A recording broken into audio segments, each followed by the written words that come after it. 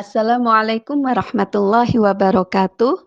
Innal hamdalillah nahmaduhu wa nasta'inuhu wa nastaghfiruh wa na'udzu billahi min shururi anfusina wa min sayyiati a'malina. May yahdihillahu fala mudhillalah wa may yudlilhu fala hadiyalah. Bagaimana sih Rasulullah atau sunnah-sunnah apa yang dilakukan oleh Rasulullah ketika beliau akan melakukan sholat menuju tempat sholat hari raya Idul Fitri? Nah, ada beberapa hal. Yang pertama, Rasulullah menganjurkan kita untuk memperbanyak mengucapkan takbir. Takbir ini bisa diucapkan mulai dari menjelang maghrib ya, sampai pagi mau melaksanakan sholat Idul Fitri. Bahkan dianjurkan ketika dalam perjalanan menuju tempat sholat Id, ya, itu senantiasa melantunkan takbir. Nah, akhwati-fillah, takbir itu sebagai bentuk pujian dan keagungan kepada Allah Subhanahu wa taala, Sang Pencipta dan Pengatur kita. Nah, yang kedua yaitu mandi sebelum hari raya.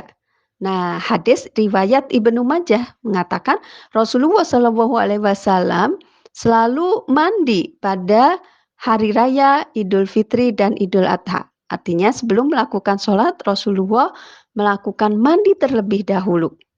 Nah, yang ketiga, akhwati fillah rahimakumullah, Rasulullah menganjurkan kita untuk menggunakan pakaian yang terbaik dan juga wangi-wangian. Nah, hal ini tentu dijelaskan juga ya di dalam sebuah hadis yang diriwayatkan oleh Al-Hakim dari Ali bin Abi Thalib ya radhiyallahu an, Rasulullah Shallallahu alaihi wasallam memerintahkan kami pada 2 hari raya yaitu Idul Fitri dan Idul Adha untuk memakai pakaian terbaik dan juga wangi-wangian. Fatifillah, ingat ya, pakaian terbaik bukan pakaian yang terbaru. Jadi terbaik itu apa yang kita miliki dan kita anggap bahwa di antara pakaian-pakaian kita yang lain, pakaian itulah yang terbaik. Tentu standarnya adalah sesuai dengan hukum Allah, bukan standar kita sebagai manusia. Nah, berikutnya apa? Nah, yang keempat, akhwati fillah, Rasulullah menganjurkan agar sebelum kita pergi melaksanakan sholat Idul Fitri adalah makan ataupun minum. Rasulullah Shallallahu alaihi wasallam dalam sebuah hadis disebutkan kana Rasulullah Shallallahu alaihi wasallam la yaghdu yaumal fitri hatta ya'kula tamaratin. Adalah Rasulullah Shallallahu alaihi wasallam tidak berangkat pada hari fitri ya, pada saat Idul Fitri hingga beliau itu makan kurma. Di dalam hadis yang lain disebutkan bahkan beliau makan kurma itu dengan jumlah yang ganjil. Nah, berikutnya watifillah apa yang dianjurkan oleh Rasulullah yaitu menempuh rute atau jalan yang berbeda pada saat berangkat menuju tempat sholat dan pulang dari tempat sholat.